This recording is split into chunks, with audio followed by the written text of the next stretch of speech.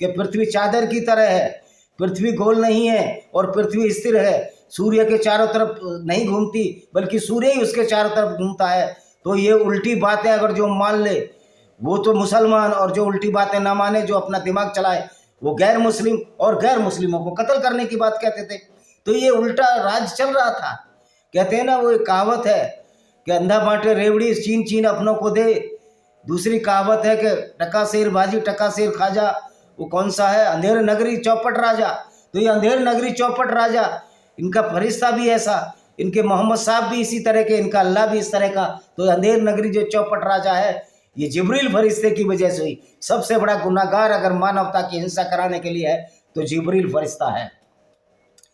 तो कह रहे 4-5 तुम अल्लाह के इनकार करने वालों को अपमानित करता है। ये अल्लाह, ये कैसा अल्लाह है भाई? अल्लाह दुनिया को अपमानित करा रहे हो, अल्लाह की गलत बातें मान ले हम, यानी कि हम मूर्ख बन जाए। सार्वजनिक उद्घोषणा है अल्लाह और उसके रसूल की ओर से बड़े हज के दिन लोगों के लिए कि अल्लाह मुशरिकों के प्रति जिम्मेदारी से भरी है। अल्लाह मुशरिकों के प्रति जिम्मेदारी से भरी है, यानी कि गैर मुस्लिम कुछ करे अल्लाह को कोई मतलब नहीं। ओ भाई, हाथ जोड़ते हैं हम ऐसे अल्लाह को, ऐसे अल्लाह से 1 करोड़ प्रकाश वर्ष दूर रहना चाहते हैं, जो सिर्फ नफरत फैलाता है, जो मूर्ख है, जिसको पता ही नहीं, न साइंस का पता, न विज्ञान का पता है। ऐसे मूर्ख अल्लाह से हम करोड़ों वर्ष दूर रहना चाहते हैं।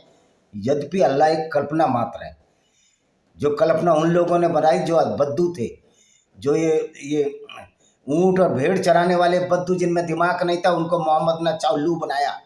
कुछ भी कहो, इस आदमी में इतना दिमाग तो था कि इसने अरबियों को मूर्ख बना दिया, और आज भी 160-180 करोड़ लोग मूर्ख बने फिर रहे हैं। यद्यपि उसमें से कुछ इस्लाम छोड़ रहे हैं। जो इंसानियत की बात करेगा, जो दिमाग की बात करेगा, जो बुद्धि और विवेक से कार्य लेगा, वो इस्लाम में रह ही नहीं सकता। इस्लाम में क्या बहुत सी बातें है। हिंदू भी वो बात नहीं मान सकता कि हनुमान जी ने सूरज खा लिया। और सूरज पृथ्वी से कितना बड़ा, उसको कैसे हनुमान जी खा सकते हैं? हनुमान जी तो पृथ्वी पर रहते थे। अगर हनुमान जी इतने बलशाली थे तो एक बार में समुद्र पर पुल बना देना चाहिए था। तो ये सब जो पाखंड है, ये पुराणों में वर्णित है और गपोल कथाएं जो लिखी है। रामचरितमानस में भी कुछ ऐसी बातें हैं जो कि खिलाफ है मानवता के और नारी के।